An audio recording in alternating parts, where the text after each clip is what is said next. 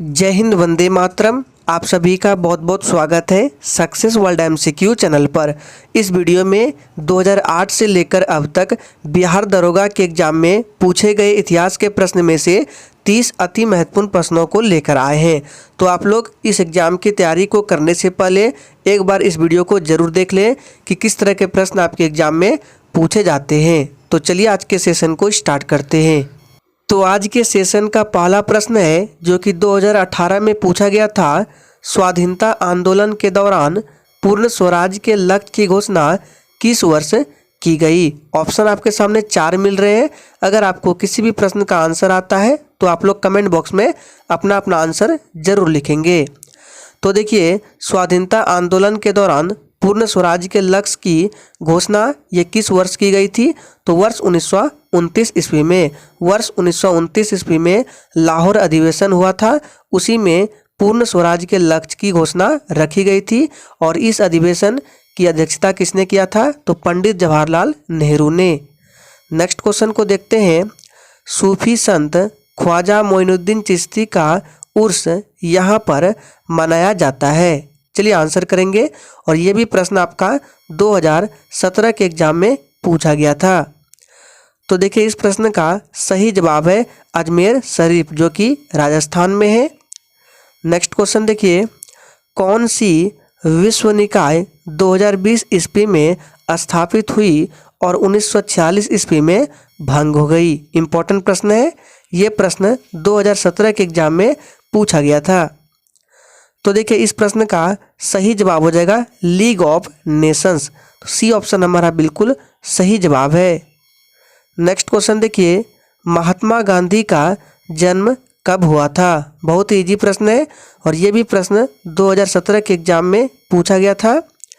तो देखिए, महात्मा गांधी का जन्म हुआ था 2 अक्टूबर 1869 के गुजरात के पोरबंदर में।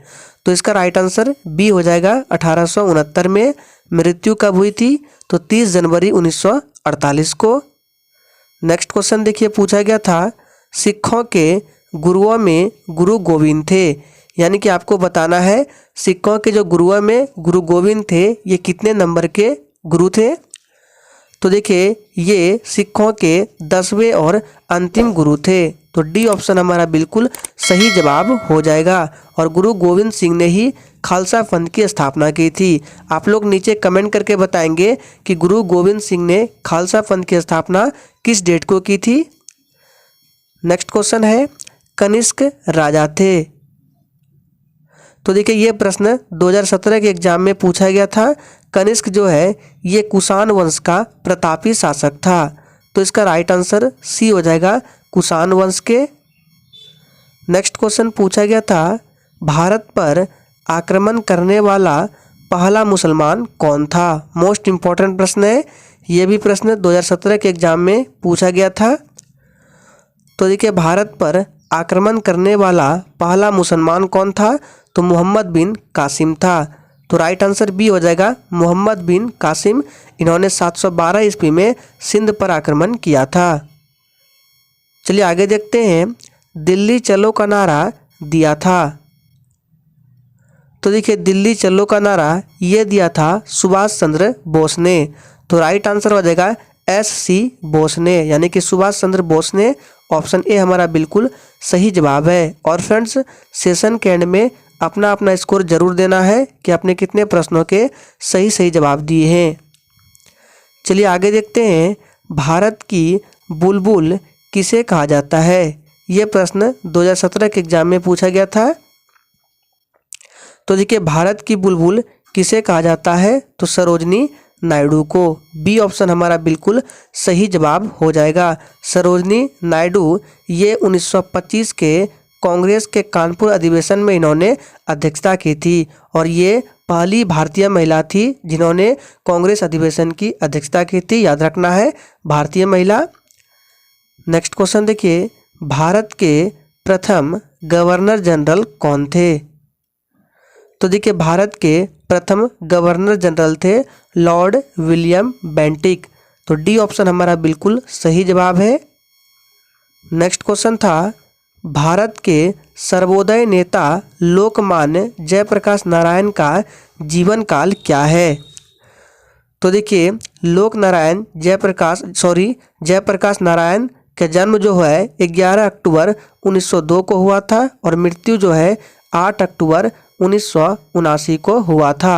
तो 1902 से 1979 हो जाएगा जीवन काल, जो कि ऑप्शन सी में दिया गया है। 1902 से 1979 ध्यान रखना है।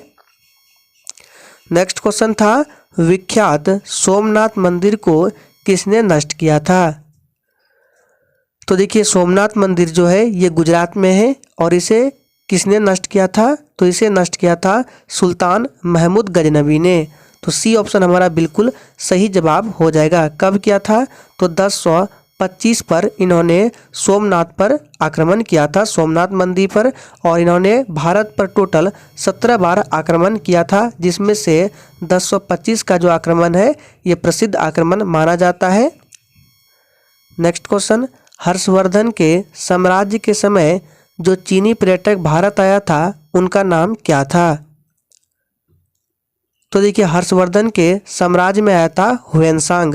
तो बी ऑप्शन हमारा बिल्कुल सही जवाब हो जाएगा। ध्यान रखना है, हुएनसांग। फाइयान कब आया था?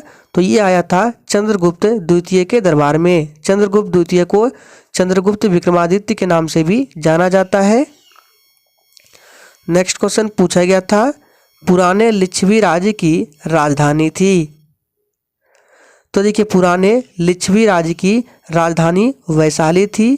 सी ऑप्शन हमारा बिल्कुल सही जवाब है। नेक्स्ट क्वेश्चन पूछा था, त्रिपिटक धार्मिक ग्रंथ है। तो देखिए त्रिपिटक धार्मिक ग्रंथ है, ये बौद्धों का धार्मिक ग्रंथ है। त्रिपिटक में कौन कौन से ग्रंथ आते हैं?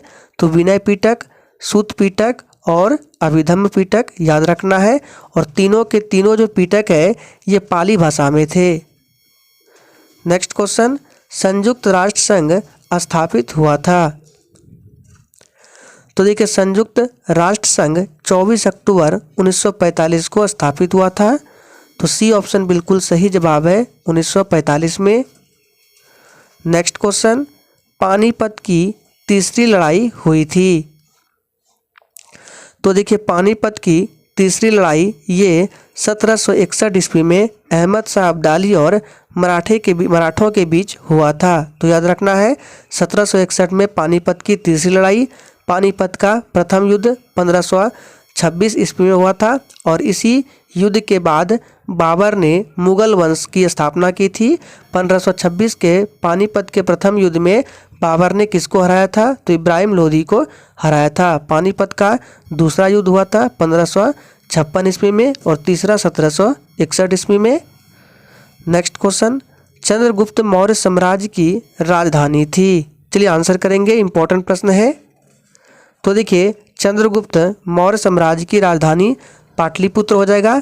तो सी ऑप्शन बिल्कुल सही जवाब है। चंद्रगुप्त मौर्य ये मौर्य वंश के संस्थापक थे। इन्होंने नंद वंश के अंतिम शासक गणानंद को हराकर मौर्य वंश की स्थापना की थी। नेक्स्ट क्वेश्चन, राजतरंगिणी में कलहन ने जिस राज्य का वर्णन किया है वह कौन सा है? देखिए राजतरंगिणी जो है ये कलहन द्वारा रचित है और इसमें कश्मीर के इतिहास के बारे में बताया गया है। तो डी ऑप्शन हमारा बिल्कुल सही जवाब है। नेक्स्ट क्वेश्चन, मुगल वंश की स्थापना भारत में हुई। तो देखिए अभी हमने बताया कि पानीपत के प्रथम युद्ध के बाद मुगल वंश की स्थापना बाबर ने की थी। तो पानीपत का प्रथम युद्ध 1526 में हुआ था, ध्यान रखना है। चलिए आगे देखते हैं। अशोक महान पुत्र थे। तो देखिए अशोक किसके पुत्र थे? तो अशोक जो है ये बिंदुसार के पुत्र थे। बी ऑप्शन हमारा बिल्कुल सही जवाब हो जाएगा। बिंदुसार के पुत्र थे और चंद्रगुप्त मौर्य के पौत्र थे। दोनों को ध्यान रखना है। चलिए आगे देखते हैं। दिल्ली का सुल्तान जिसने श्री का किला बनाया था क्या नाम है? तो देखिए नाम है अलाउद्दीन खिलजी। बी ऑप्शन हमारा बिल्कुल सही जवाब है।